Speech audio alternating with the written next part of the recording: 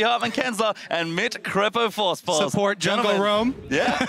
Got that synergy going on. We're going to move on to our fourth match as Edward Gaming is going to take on the Bangkok Titans. First of all, let's take a look at the starters for Edward Gaming, who are out on the blue side. In the top lane, it is Amazing J, the jungler Clear Love, their mid laner Pawn, the AD carry Deft, support Mako, and their coach Xing Chi, better known as Coach Aaron. I mean, if we go back all the way to Spring Split, EDG, they got to MSI because they beat LGD there in the playoffs. They made it to MSI, fantastic performance. Coming into Summer, they were hype team, they performed, they did well, but then all the way at the end, they started slumping again. They didn't do well in their playoffs. They dropped matches to IG, LGD, but then in regionals, they came back. They ended up clinching the second seed from the LPL to Worlds, and they really looked good, especially with Amazing J in the top.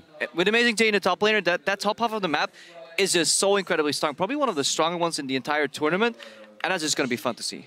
And it's rough as well to make such a late change, but clearly trusting in their substitute player there.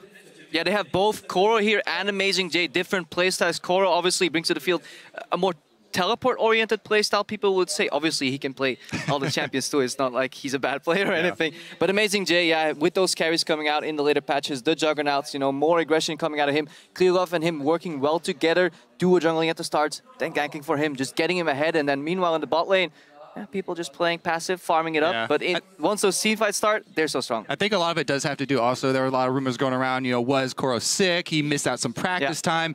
This is a patch where you have to be practicing as much as you can to come in because, as we've seen already, the champion select gets crazy. Certainly does. An Amazing J can do crazy, but let's have a look at the red side of the rift now. It's the international wildcard and the first team ever to represent Thailand at Worlds. They also had the honor of beating Oceania as the Chiefs. It is the GPL's Bangkok Titans in the top lane. Their captain Warlock, 007X, the jungler, star mid laner G4, AD carrying support Lloyd and Moss, and Coach Cabbage rounding out support. Yeah, these guys also earlier this year, you know, the GPL was split with a lot of talent going to the LMS. So these guys actually rose to the top of the GPL. They finished second in the spring season and then finished first in the summer season. And from there, as you said, they were able to earn their ticket to Worlds through the international wildcard by eventually taking down the OPL's Chiefs. A big part of what enabled them to do that as well was the way that they do play around their mid laner. You already mentioned him, G4. He's going to be a big part of what brings this team together. He's a bright star for them. They like to funnel a lot of resources into him, and he can also create a lot of pressure on his own by split pushing in the side lanes. You know, the Titans are also very big underdogs here, though, so I do expect them to go for strong laning champions, both in the mid and in the bottom lane, and try and rush some sort of advantage for themselves that way. You know, while Warlock will probably take one of his customary tank champions up in the top lane. I mean, they just want to find out just how big the gap between them and EDG is. G4 touted as one of the best mid laner there in that region, but the problem is he's going up against Pawn, so he's definitely going to be down. Just a matter to see like how much, you know, how long can they hold on, but we've seen EDG also play against some wildcard teams in the past, and a lot of teams, when they face wildcard teams, they have this element of strategy where they're like, let's just lean back, we know we're the better late game team. Well, EDG, they like to do the opposite. Yeah, exactly. They just like to go for the gullet. They rush as soon as they see any sort of weakness, especially if Pawn gets something like TF. We've seen him run over so many teams so quickly, basically using the ultimate on cooldown. You know, one example would be at MSI versus Besiktas. EDG were able to get, at 18 minutes, a 17,000 gold lead. Yeah. And the score was 19-2. So, like, versus wildcard teams, traditionally, EDG just likes to put the pedal to the metal and try and end as quickly as they can. So it's very scary. It doesn't even have to be against wildcard teams. In the first round of regionals, they faced off against Snake, which isn't a bad team by no means. It's a good LPL team, and they just said, well, we want to get to Worlds. We're done slumping. Here's a statement. They completely won that game against Snake, that series, and they just went on for the regionals. Had a nice match against IG, but they still were the better team overall. Got that second seed. That's why they got here. And I'm just curious to see how much they still progress from that. You know, is EDG playing like perfect right now? Where are they in the state? How well have they adapted to these new picks and bans? Because they've already brought out some of them, but you know, still got to see the Darius. You know, Mordekaiser. Is it going to come out? Yeah, I'm really excited for the pick and bans. Just because of what we already saw earlier today, but also because even, you know, watching the Bangkok Titans, they pull out a lot of champions that even people previously, when the meta was fairly settled, were not using that much. You know, they have all kinds of things like the Udyr, Mundo was used, Sejuani, all these different champions that they pull out, not only in the top lane, but also in the jungle there. And G4 has said that he's also not afraid of picking counter-pick weird champions in the mid lane, those melees like all AD J4 and stuff like that. So they as well can come out with some surprising choices. You really can, and that's the thing about G4. Zed, Diana, these picks we're starting to see a little bit more of. G4 was doing that before they were back in the metagame. He just loves to play his comfort picks. Even pulled out Yasuo as a surprise pick to take out the Chiefs in the wildcard tournament. So G4's got a lot of tricks up his sleeve. Yeah, I mean, not quite as much success with the Varus, but... No, unfortunately. I'm just so happy to see the mid lane shift away from just Azir and Victor. And even though that's what we said at the analyst at the start show, guys, Azir and Victor, they're gone. What happens the first match? Azir versus Victor. But overall, we see a lot more champion diversity, playstyle diversity. You can go for assassins, you can go for control mages. You can build so many more team comps right now. It's not set in stone, especially if you enter into normal lanes and the whole game gets just a new dynamic. We haven't even seen Mordekaiser yet. It's just so exciting. And the first 2-3 days, I think, from Worlds, we're going to learn a lot of how these teams have been scrimming behind the scenes, in the dark. This is the first time in very long amount of time that these teams have way more information than the public. Usually we track, you know, week to week, LCS, what have they been playing, what is going to come out. I've been prying into as many pros as I possibly can to try and get some insight, but they're being pretty tight-lipped. Yeah. But that makes sense. It's a very big tournament here. So we do have a quick delay, but shouldn't be too much longer before we're into the champion select for this game. And kind of like you both were alluding to, I think these two teams very malleable in how they can pick. Lots of flexible players, good, strong solo laners that can pick almost whatever they want. So as far as, you know, 518, the world's metagame goes, we could certainly see fireworks. Yeah, and EDG, they may not want to reveal too much this game, because obviously their eyes are on SKT, who are the pairing in the group here, and that is definitely what everybody's waiting for. You know, that match, that rematch from back in the day from MSI, if that's going to come out. SKT, they look good, but they dropped about a tiny bit, you could say, against HTK. Faker a few times. Meanwhile, you know, on Bangkok Titans side, they don't have much to lose because they're such big underdogs. You know, whatever they are able to accomplish here would be something big. So they don't have to worry about playing really safe. They can go for a risky level 1. They can go all out on some sort of invade to try and earn an advantage that way, and then try and snowball for the early game. So I do expect the beginning of this game to be filled with blood. Yeah, this is what we usually see once these wildcard teams make it to Worlds. They just... Yeah, they need to snowball, because later in the game, EDG has so much experience when it comes to closing out the games and just even coming back from a small deficit. So you really want to create a large deficit somehow. It's going to be rough, but yeah, every game has to be played in the end. It does, and I like your point about not playing not to lose, because that's honestly how the Bangkok Titans play anyway. Yeah. Very chaotic, very just all over the place, but they always bring it together, like you guys have mentioned, as a team when they need to collapse on that one big moment. I do enjoy watching these teams that that prefer the high tempo style. Yeah. Especially when more exciting. Yeah, when we're going to get matchups like this. Now, I prefer the 50-minute laning phase, well, you know, that nobody does anything except watch people farm. Oh, so you're ready for the Korean quarterfinals then, Krivo? And on the other side as well, EDG, they're a team that likes to send a message. So you'd think, you know, you're a favorite team in the group. EDG, one of the strongest, if not the strongest team in this group.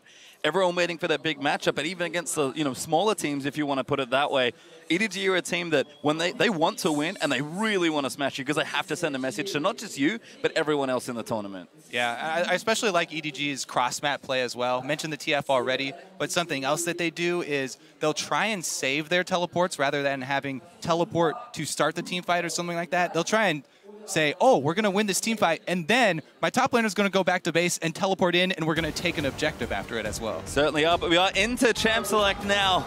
Or getting into Champ Select for a game here between the Chinese side EDG and the Bangkok Titans. Yasuo is the first ban out from EDG as the Bangkok Titans respond with Twisted Fate. So right off the bat, targeting G4 there a little bit, as well as the Elise. We've seen very popular early game jungle. So EDG trying to take not only that line of attacking G4, but also some of the early aggressive junglers away. Yeah, Bangkok Titans, they don't want to get global, so TF is off the board here. I'd say that's a good one. Away from Pound, I think that's a good strategy. They're one of the few teams here, I think it's the first team that actually bans Kalista on red side. That used to be the staple 100% pick ban, you know, always ban on red side, especially in the LPL where EDG hails from. But recently has been nerfed a little. Just a lot more stronger champions have come up, risen to the top. So Kalista traditionally not banned on red side. Bangkok Titans still a fan of it. Yeah, that's interesting too, because I do expect Lloyd to go with an AD carry that is very strong in the laning phase and try and play aggressively. But how do you play aggressively on Deft and Mako? They're probably the masters of just... You never know until you try, Crepo. Yeah, that's true. Well, you're the support player, huh? Well, we do have a Mordekaiser ban there as the last one from Bangkok Titans. Lulu on the side of EDG, fairly standard there. And Amazing Jay, he's going to go through a bunch of champions. He will settle on Gangplank. I do like the Garen hover He over as well. Garen. O2, even before the rework. Yep. But yeah, Amazing Jay looks like he's going to pick up the flex pick for his team. It could go to him. He could keep it. They obviously have already shown that Pond will play it in the mid lane as well. Yeah, definitely being able to flex that Gangplank is important because there are counter picks available, like the Riven. Even Fiora does well because you can repost a lot of the damage that he puts out with the barrels and prevent, you know, the big chunky that he can do in lane. Having the ability to flex that just gives you so many options. Yeah. Titans now, Braum has to be picked up in early rotation if you do value the patch you're playing on. It's just such a strong support here, so I wouldn't be too surprised to the Titans pick that one up, but plenty of options here with about 15 seconds left for the Thai side. Running out of time though, and you know, like you mentioned, EDG already have a strong first pick, and they are going to go Rek'Sai Braum as their next two. Yeah, 007, good versatile jungler here. He also has been able to use Rek'Sai very effectively for early game pressure, not only going for ganks, but as well setting up some good counter ganks. So definitely paying attention to his minion waves for his early laners. You also just don't give away much information on this first round. Exactly. Very generic. Jungle plus Braum is one of the most generic openings you can do on the red side. This allows you to at least hide some information, wait for the blue side to at least reveal something. You know, obviously they're not going to tell you where that Gangplank is going, and they're probably just going to answer with a generic jungle pick in return. Yeah, the Gangplank is actually really scary too, because, you know, whether it goes top or mid, the global ultimate is just such a good answer for any team that's going to try and push the tempo, for any team that's going to try and make early moves on you. As soon as he hits that level 6, you have to be very careful with fully committing to a fight. And we've seen Pawn do some pretty silly things with Gangplank barrels, but it is Skarner, champion clearly have played a lot in the regional playoffs, and Thresh, a very standard pick there for Mako. Yeah, huge playmaking champion there for Mako picked up, and Clearlove's already shown once again he's taken up the Skarner. So since then he's got a couple balance changes, but let's see how it works out this time. Definitely does have that single target to lock down. It's always a good champion when you know you're playing against a team that has a really big star player where they focus a lot of resources into one person. Good Yeah, even if he does get ahead, he's still forced to buy that QSS, you know, slowing his build down, not allowing him to carry. Mako here locking in the Thresh. He's mostly known, if you don't really know Mako, for Braum, for Annie, obviously also for Thresh. He can pretty much play anything at a consistently high level, very consistent support. The same way, Deft is just a very consistent laner. That's what they want to do. They rarely go for the flashy, you know, all-in type of plays that you can maybe expect out of Imp, you know, going for the crazy kill. But Deft, if he farms up slightly even, he's technically ahead because he will just out-teamfight you. Certainly is, as Malco Vayne were the picks for Bangkok Titans, and Deft hovering a pick. He's apparently been playing quite a lot in his solo queue boot camping, but we'll see what EDG want to select with 40 seconds to make their last two picks. Yeah, the previous round there for Bangkok Titans, not really a surprise. Warlock pretty much always likes to be on that comfortable tank champion for the top lane. He is also the captain for the team, so he does get to make, you know, the teleport calls to try and engage there and alert the rest of the team. Lloyd going to go with that Vayne to pair with Braum. We were talking about this earlier, actually. The Braum Vayne lane does vary quite a bit. Yeah, it swings both directions. So if you get ahead with Braum Vayne, you can win really hard, but that requires you to land your Q, because then you're still playing a melee support with a very short-ranged AD carry with no innate like AoE wave clear, no boomerangs, no AoE rockets, so you can snowball both directions very easily. Whereas if you look at here, Deft and Mako, what they pick up, very defensive support that can play at range. Most of the supports that can play at very high range in teamfights can actually go for an early Zeke's. Combine that with 2-item Jinx. Those are AoE 100% crit rockets in teamfights after you focus down the tank. And then you have Darius to clean up. Just so much damage. Plus, I love the Thresh Skarner combo. Once they hit 6, both around the similar time, you get the Lantern in for an immediate Skarner ulti on the Vayne, and you're just you're not unlucky is, I guess, the term that you guys like to use. That's the ear term, unlucky. But if you look at the team comp here for EDG, first thing you see is so much physical damage, and usually that is a worrying trend. But overall here, those AoE crit rockets you can get from Zeke, Zeke's, that allows you to just do so much damage that armor doesn't really matter. You have armor penetration passively on that Gangplank barrels as well. Slightly nerfed right now, 40% just, but overall, there should still be plenty of damage on the side of EDG. Yeah, there is that. That definitely does clear up the build path for Warlock, though. Yeah, frozen hard boys. He knows. Yeah, he knows exactly what he's going to do with this Maokai. And I mean, it's a very typical comp from both teams, honestly. Deft on a champion he was once undefeated on until the team started slumping just a bit in the LPL. And Zed, of course, the insta-lock coming out for G4 makes a lot of sense. I'm just a little worried here for the Bangkok Titans. Yeah. They can fall behind in damage relatively easy. Like, they can fall behind super quickly. They only have Vayne and Zed as carries in these fights. That's going to require some really good positioning when you're going ahead against the zone from Darius, the zone from a Gangplank, and you have to get to that Jinx somehow. Kill them all with only 2 threats. That's going to be incredibly hard. It is definitely going to be scary for them. But as you said, G4, this is basically his favorite champion. The iconic G4 champion is going to be on the Zed. Maybe they'll be able to get to the split pushing. And with the picks locked in, head over to Twitter and let us know how you think this game will go. Tweet at LOL Esports with the hashtag EDG win or hashtag BKT win, and we'll tally up the votes in just a bit. And it looks like we are going to be getting ourselves onto the Rift as Z2's teams take to the World Championship stage for the first time here in Paris. EDG over on the left, your blue side for this game, and the Bangkok Titans, a wildcard team, over on the red side. All right, let's see how quickly they get out to start and capture these spires for Clear Love. Yeah, a little mini game added on as Skarner got into the game. You can start on the ones in the river and collect them immediately and still get back to a normal jungle start. They're not proccable until like 1 minute, 1:15, right? Yeah. Takes a while. You can easily finish the channel, though, and get back in time. We'll see if Bangkok Titans try and contest them. the minion objectives first. Oh, Deft. Trying a bit of flair there with that new summoner icon. Always looking good. I think it's likely we'll see a lane swap come out of Bangkok Titans. So having to play Vayne, Braum into Jinx Thresh, you just get outranged by both. You're playing one range, one melee into double range. Not only that, it's so incredibly hard to get to Deft, because even if you proc the Winter's Bite, one flay is enough to peel you off. You're never going to proc that stun, and then he outranges on level 1 already, Deft. And as the game goes on, those rockets are just going to be such an easy trade into the Vayne every time.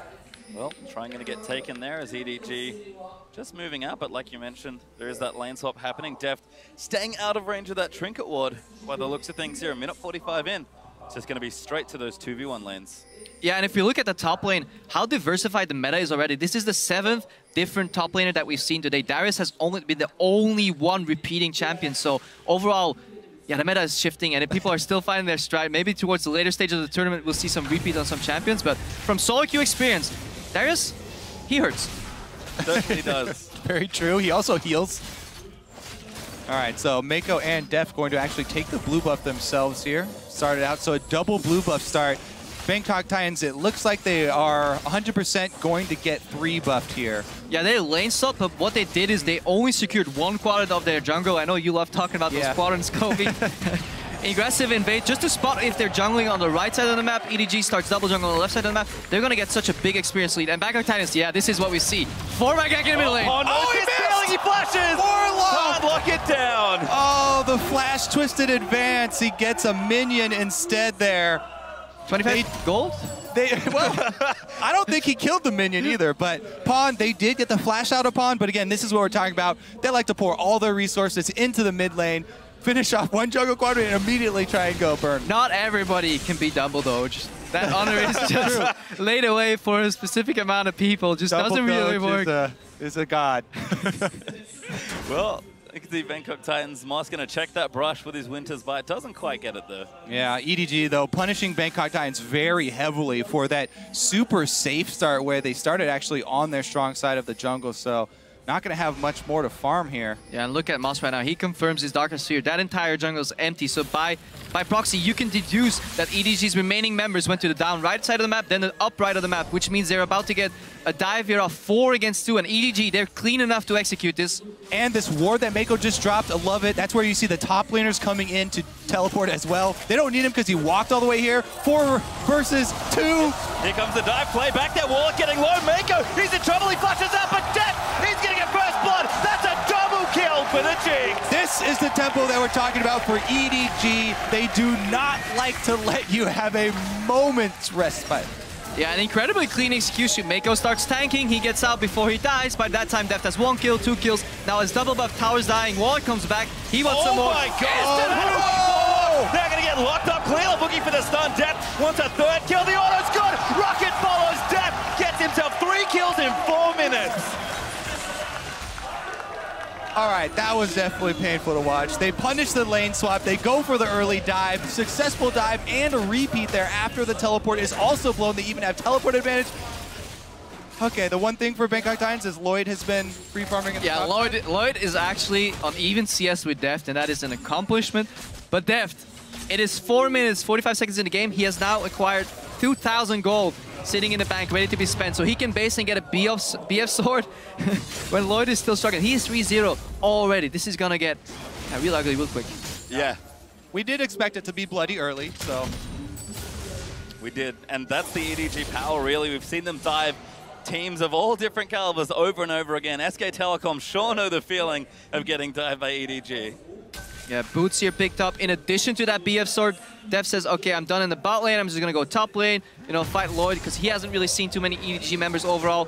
Amazing J ahead of Warlock in, not in farm, but 2 levels up, I think, in XP overall. So EDG, completely in control already. And teams should take note. Yes, this is, a massive lead for EDG, and they're huge favorites to win this. However, EDG being able to finish out when they get leads this big is something that you need to pay attention to. Immediate pickup on pink wards here, immediately looking for deep vision. They're trying to cut off any sort of resources from Bangkok Titans. Death can now aggressively trade with that red buff and those rockets, and immediately, as you said, how do you snowball an advantage? You pair your jungler with your support. You aggressively move and you find the enemy jungler. Once he's out, you can't even gank anymore because you know exactly where he is. And Pawn, even though he got ganked early, he had to blow his flash, he's now completely controlling the pace in the mid lane against G4. So Bangkok Titans, they're crumbling left, right, and center already.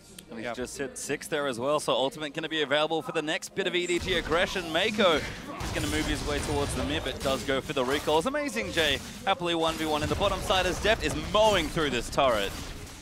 It's going to be very scary here. Deft can easily get resets in these team fights, even on the front line. No matter how much money Warlock pours into armor, Deft is just so far ahead. It's a really unfortunate feeling as a tank when you're you have a clear path and yet you just can't get enough money off of the map to even take a couple rockets from Jinx. Also, if that lane ever matches up 1v1, Vayne against Jinx gets incredibly hard. The worst part of that matchup is BF plus pickaxe against Cutlass. If you ever find yourself in that situation, you rarely do because the way the game plays out traditionally. But after a 3-0 Jinx start, there's no trading you can do. Jinx completely outrages you. Mako comes in, Lantern. Again, ulti out from Pawn as well. G4, good dodge there, but the exhaust is out from Pawn. Clear up, follows in, looks for the stun. Ulti out from G4 is going to try and save his life, but a Chomper's going to give Death his kill number 4. And look how quickly they go to the mid turret here. This one will be knocked down pretty much effortlessly. Nobody from Bangkok Titans can come up to rotate and try and defend with Rek'Sai here, so she'll probably be on her own, and that's going to be another outer turret for EDG fairly shortly here. Actually, they're not even trying to pressure it unless they leave Deft there. Clear left with eyes for bottom lane. And they're probably just not used to being this far ahead this early overall.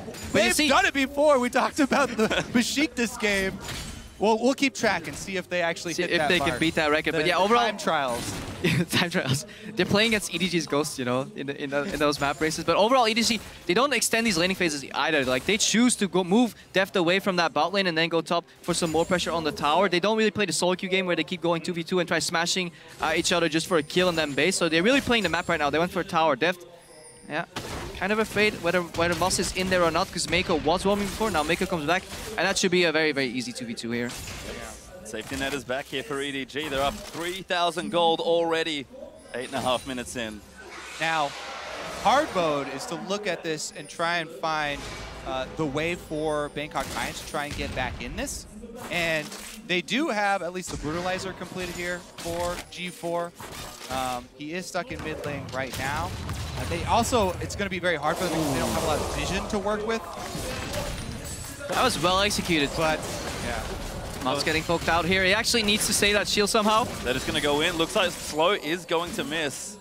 No ulti out there from Def. They'll give it up this time, but pressure really on in the bottom lane. The only way he's going to win that trade is if he can save the first hit on his shield for the Jinx ultimate to negate that damage, because otherwise they're never going to win 2v2. But yeah, he gets zoned out immediately. Yeah. G4 putting some pressure on Pawn here, but eats an orange. Yeah, I was going to start talking about G4 roams, but again, Pawn is on Gangplank. He has the ultimate ready, so he can even answer that roam.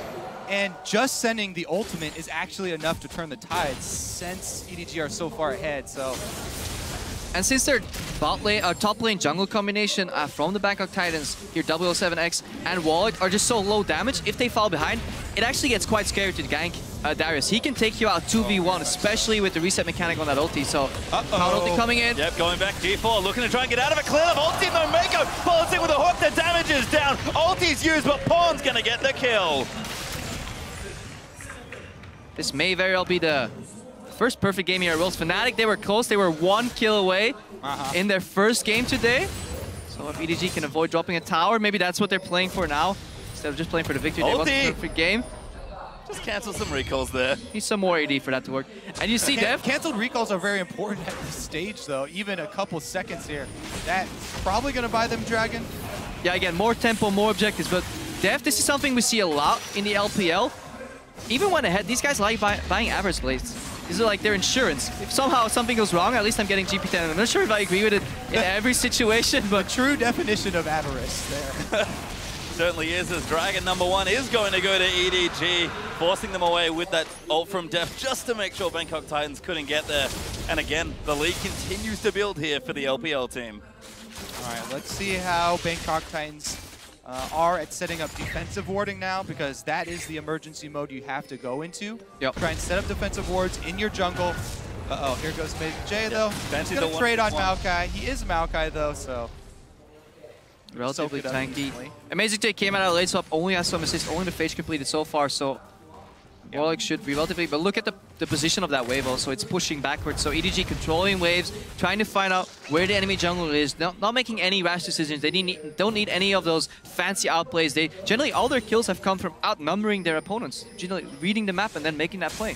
Exactly. When you're this far ahead, all you really need to do is continue to pressure all 3 lanes because you're stronger in all 3 of them, and ward up the jungle so that Bangkok Titans can't move from lane to lane and can't farm anywhere. Basically, you want to cut off any way for your enemy to farm. Yeah, you just starve them out, especially if they do manage to sneak past you and get a numbers advantage somewhere on the map. You can simply cross-map them. Take a tower somewhere else, take some jungle camp somewhere else, and it's incredibly hard to get out of that stranglehold. Once it's in that position, once it's being executed, it's almost too late to come back. This is why we saw, early Season 3, Split Push was so popular because teams couldn't deal with it. Just like Lloyd may not be able to deal with this hook. Is going in. Lloyd actually has to pop his ulti. Moss and 007X will get in. Mako, maybe the target is clear. Does get stunned by the Braum passive Def. He's in there, he's going to pop the ulti in melee range. Pawn, first kill onto Lloyd, but G4's going to come out. 007X is low. He'll die as Def. He's going to flash his way out, but can they get the kill? G4 will land the shutdown, but the Dunks going to give Darius the double. They killed Def. They deny the perfect game. But G4's trapped under... Oh, flash! Gets himself to safety, but EDG are not done. They'll plow straight through mid lane. Yeah, G4 gets that kill, prevents himself from becoming G04, gets at least 1 kill. Perfect game denied. But 8,000 lead on the board already. To match that gold lead that they had in earlier Wildcard teams matches, they need to get roughly 9,000 gold in the next 5-6 minutes, so it's going to be hard to break that record. The time trial is on, is what Kripo is saying, as EDG will back off. Going to spend some more of that money. You can see their items are massive already. Def close to the Infinity Edge. Side turns completed for both support and jungle, as we have a replay. All right, so Mako drops the ward, has sight, lands the hook and play combo. And here comes the entire party. What a good Gangplank ultimate as well, cutting off the retreat there. Yeah, look at Def, though, into the middle of the fight. Because it forces Lloyd forward. Def knows if he gets a reset and some damage, they're going to win this fight regardless. He doesn't have to survive this fight for it to be a big win for EDG. And look at the damage that are still alive. Even if Def falls, we still have a Darius, with the ulti. We have Pawn on the Gangplank that can even win 1v2s later on with those barrels. So there's so much depth coming out. Yeah, at that point, they're just looking for more people to commit to the fight. Yeah. And Black Cleaver done for Darius. Trinity Force done there, so that damage certainly online now for Edward Gaming. And that's the way you really play that Darius. Early armor penetration from the Black Cleaver, and then you just go tanky. You get Deadman's Blade, and you basically become unkillable in addition to having very high base damage on your abilities. and armor shred on top of that, it becomes such a hard task to deal with. You just have to kite him. That's all you can do. All you can try. And the armor shred is even just like icing on the cake for Darius. Like Black Cleaver is the one-stop shop to best item that you can rush for him. The movement speed for all the bleed damage that keeps ticking, and it has health, it has cooldown reduction. If you buy one now. If there were more versions of it, yeah. Is there a sale? Like, give me one. Well, tower does fall in the bottom side as EDG knocked down 5 of Bangkok Titans' turrets. 8-1 up in kills, continuing to spiral ahead in gold. Almost 10k ahead as 007X has found Amazing J, but Amazing J will stand and fight. Pawn's going to help him out. The ulti's good. Looking for the dunk. Apprehend. Does find and he gets the kill. 1v2. And this is exactly what we feared. Hang on. Muss is getting caught again. Hooked up there by Skarner. Pawn's going to ride in, and that's another kill as Deft barely misses the secure. And this is exactly what we feared. And Champs, like, yes, they have a lot of tanks against a one-dimensional team composition, but they can run out of damage if they fall behind, and they were so prone to falling behind, especially after that missed 4-man gank in the mid lane on Pawn. Yeah, you can know that the smart decision is to just buy armor, and you can know your path all you want, but if you don't have any money to spend on armor, then it doesn't matter. He's only got Ninja Tabby. That is literally all he has. He wishes he had a Frozen Heart, and this is the danger. Ganking a Darius 1v2 is already tricky. Having Pawn's global ulti come out on top of that is just, that's adding insult to injury overall, and Bangkok Titans is in an incredibly tough position right now, over 10,000 gold behind, and it's only 15 minutes in. But it was to be expected. They're going out against a powerhouse coming out of LPL region. You know, many people would have rated them the best team in China if it wasn't for LGD's rise at the end and EDG's minor slump, or decent slump at the end of the season. And EDG on track for fastest game ever. I believe their record is 20 minutes and 14 seconds against Royal Never Give Up in the LPL. So those time trials we talked about could also be here as Clearlove's going to face check Moss. Deft firing away with his IE now, and Moss has to pop the shield up and run away. Yeah, bold move to venture out into the jungle here, and it looks like they do get snared. No follow though, just going to do some extra poke damage there with the rockets. Dragon up in 15 seconds. Deft has a red elixir. EDG very ready to fight for this dragon. And that average blade on Deft already paid out 230 gold.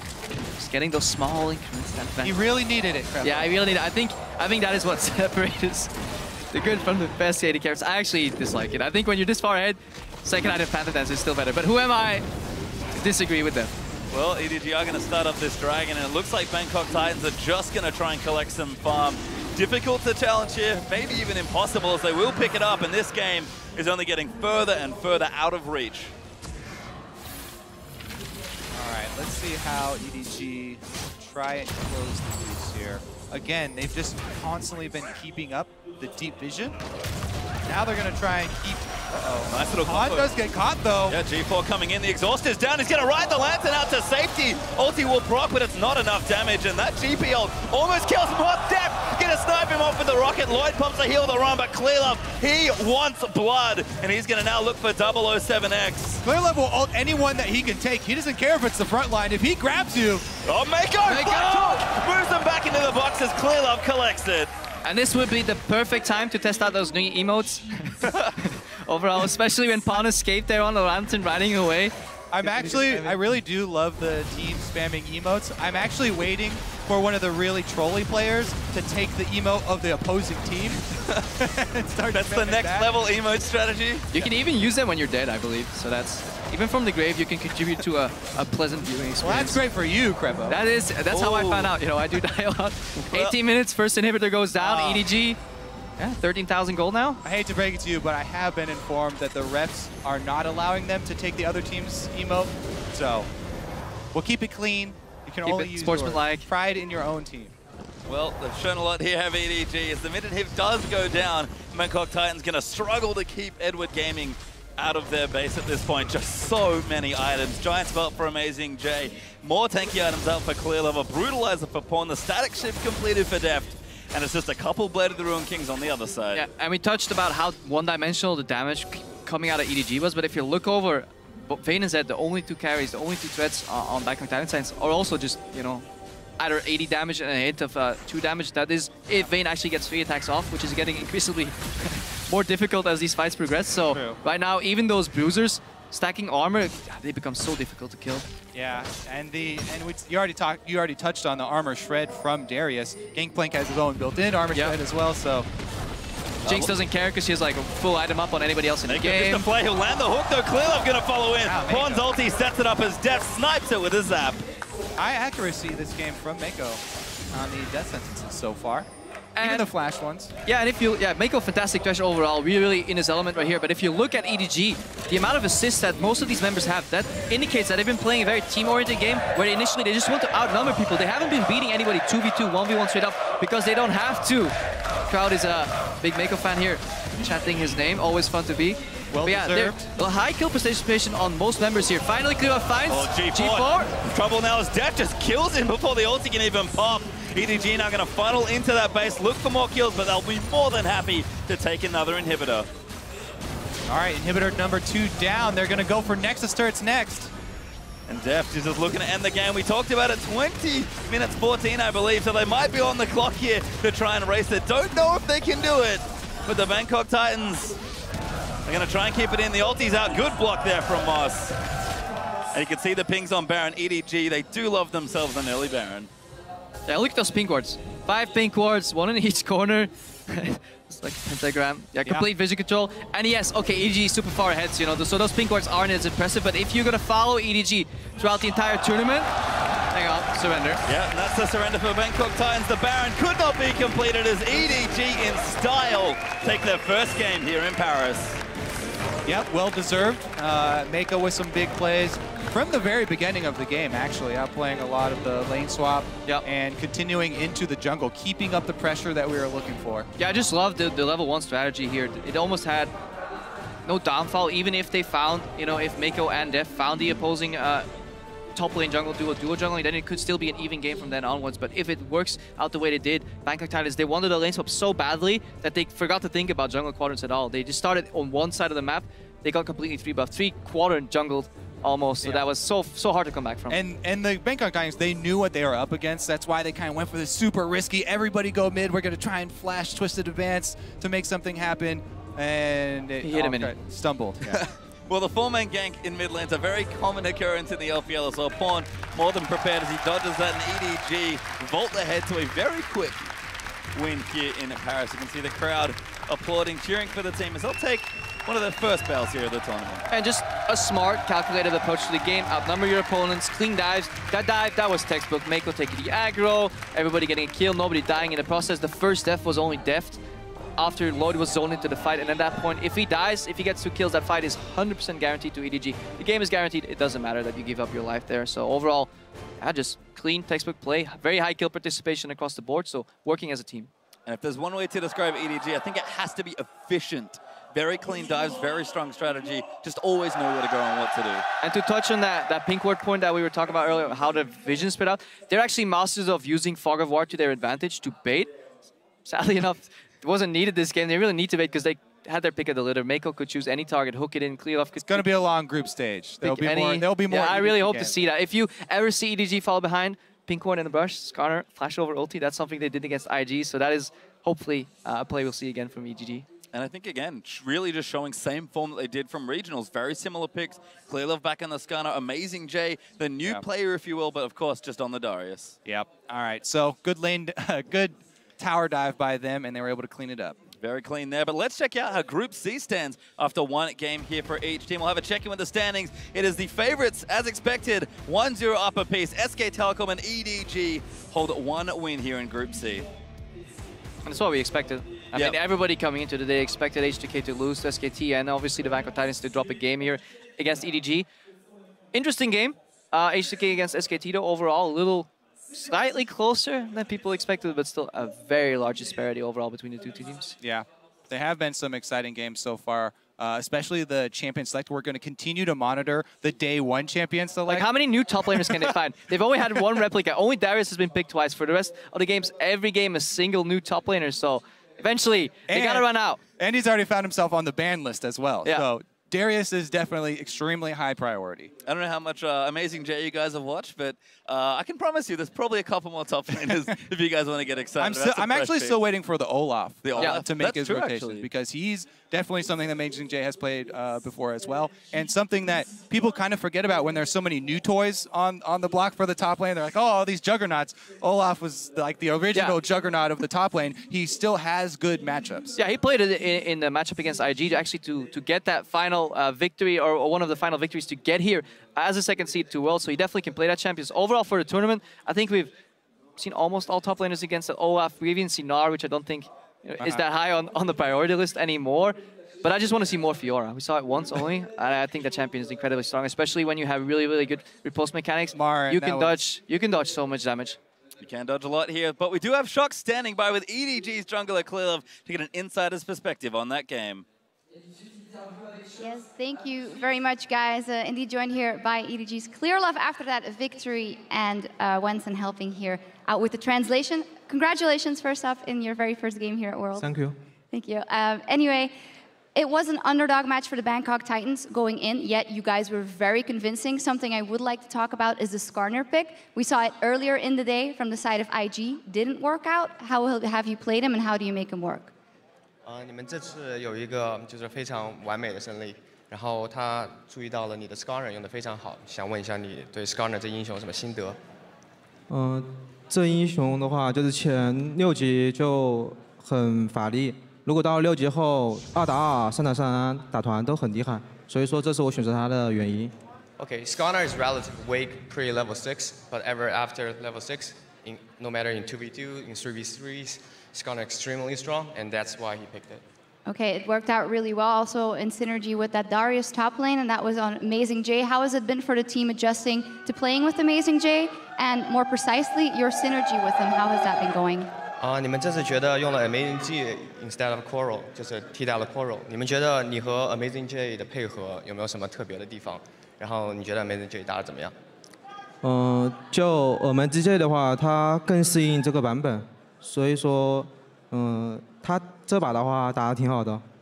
They think they have the new patch, and Amazing J might be better in this patch, and he played really well this game. So he's happy for that. A fantastic Darius, that is true. Last time I talked to you, Clearlove, was after the mid-season invitational where you guys won over SKT. Then you told me we are going to learn from this and become even better. Do you think you have come good enough to take this World Championship home? 就是他看了你们在 MSI 的表现，然后你们表现得非常好，然后你们战胜了 EDG。但是你当时说过你会变得更强，对这种决赛，你觉得你们这次的准备如何？你们有没有机会拿下这个比赛？就是我们队伍的状态最近还挺好的，然后的话就是经过这么长的时间嘛，然后个人能力都有提升，然后更重要的是我们的心态变好了很多，我觉得这个是让我们变得更强大。 I think their team is in a really good shape right now, and their individual skill has been improving since MSI, and they have really, good confidence going into the tournament and win the World Championship. Finally, one big step towards that will be your game Saturday versus SKT. After what happened at MSI, is that not a worry for you? 就是 SKT， 你觉得这次 MSI 战胜他们以后，你们这次还担忧他们吗？SKT 是很强大的对手。 但我觉得最后还是会赢他们。You think SKT is really strong opponents, but in the end, they think they can take off SKT and win the World Championship. All right, fantastic. Well, we'll see you on Saturday for that matchup. Thank you so much and congratulations. 谢谢你的 interview. As for us, we have to take a small break, but when we come back, it's going to be North America's #1 seed Counter Logic Gaming going up against the Flash Wolves. The Flash Wolves, rather. We'll be right back. We are going to be getting ourselves onto the Rift as Z2's teams take to the World Championship stage. Here comes the dive play, back there, Warlock getting low, Mako, he's in trouble, he flashes out, but Death, he's going to get first blood, that's a double kill! First kill onto Low, but G4's going to come out, 007, he'll die as Death, he's going to flash his way out, but can they get that kill? The exhaust is down, he's going to ride the Lantern out to safety. Ulti will proc, but it's not enough damage, and that GP ult almost kills Quad Death. EDG in style take their first game here in Paris.